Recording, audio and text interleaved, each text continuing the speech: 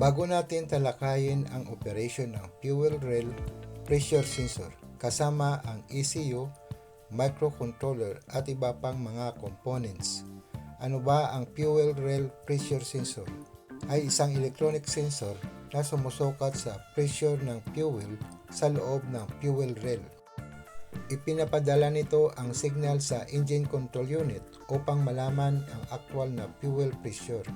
Ginagamit ng engine control unit ang impormasyon na ito upang makontrol ang fuel pressure at mapanatili ng maayos na performance ng engine. Ang fuel rail pressure sensor ay may 3-wire connection. 1. 5V reference. Ito ang nakakonek sa power supply voltage regulator. Ay isang stable na voltahe na binibigay ng ECU sa fuel rail pressure sensor. Ito ang pangunahing power supply ng sensor upang makabuo ng tamang signal. Ang 5V reference line ay karaniwan may kapasitor na nakakonek sa ground upang makatulong sa pagfilter ng electrical noise at pag-stabilize ng 5V reference voltage. 2. Signal line. Ang nagpapadala ng variable voltage signal mula sa fuel rail pressure sensor papunta sa ECU. Batay sa research ko, ang signal line mayroon palang 5V supply. Explain natin. Gayunpaman, maaring magkaiba ito depende sa design ng engine control module. Ang signal line ay may 5V supply. Ito ay nakakonek sa signal line sa pamagitan ng pull-up resistor upang mapanatiling stable ang signal at maiwasan ang floating input. Sa series resistor, nilimitahan ang current papunta sa susunod na circuit. Sa protection signal conditioning circuit, pinoprotektahan ang input ng microcontroller laban sa electrical disturbance at kinokontrol ang signal upang maging angkop at stable bago ito basahin. 3. Ground. Ang nagsisilbing return path ng electrical current pabalik sa ECU.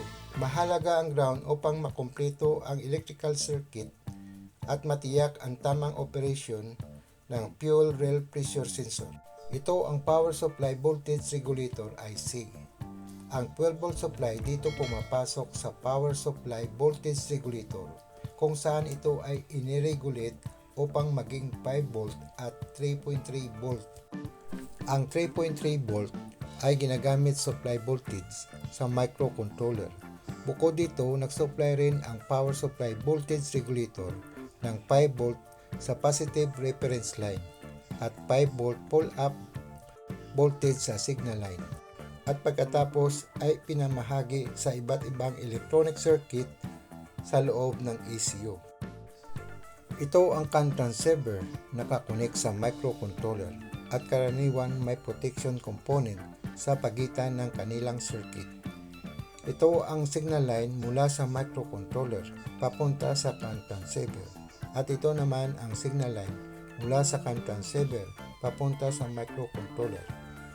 Ang CAN transceiver ay may 5V supply din ito mula sa power supply voltage regulator at may ground connection din ito. Nais ko lamang linawin ang engine control circuit diagram na makikita sa video na ito. Ginawa ko lamang para sa fuel rail pressure sensor. Maring mayroon pa akong hindi nabanggit na mga component dahil nakabatay lamang ito sa aking pananaliksik. Ipinapakita lamang ito ang mga bahagi ng circuit na may kaugnayan sa fuel rail pressure sensor upang magkaroon tayo ng idea kung paano ito gumagana. Ang diagram na ito ay illustration o halimbawa lamang at bahagi lamang ng aking pananaliksik. Maring may pagkakaiba ito sa aktwal ng engine control unit.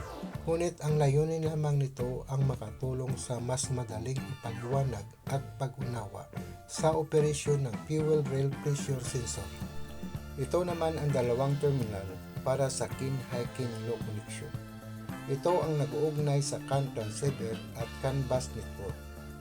Ang CAN bus ay isang communication network ay nag-uugnay sa iba't ibang control module tulad ng instrument cluster, Dito makikita ang check engine indicator light. Ito ay nagpapahiwatig na may problem sa sensor. Ito naman ang data link connector. Sa port na ito, dito nakakabit ang diagnostic scanner. Ginagamit ito upang makipag-communicate sa engine control unit at iba pang control modules para mabasa ang diagnostic trouble code at matukoy ang sanhi sa pag-ilaw ng check engine indicator light. Ang data link connector ay may 16 pin. Ang pin 6 at pin 14 ay para sa kin high, kin low. Ang ibang pin ay may connection sa iba't ibang electrical system depende sa design ng sasakyan. Ang microcontroller may supply voltage maaaring 5 volt o 3.3 volt depende sa design ng engine control unit. Ang pangunahing trabaho nito ay tumatanggap ng mga input signal mula sa iba't ibang sensor. Iproseso ang mga ito at maglalabas ng output signal upang makontrol ang iba't ibang bahagi ng sistema.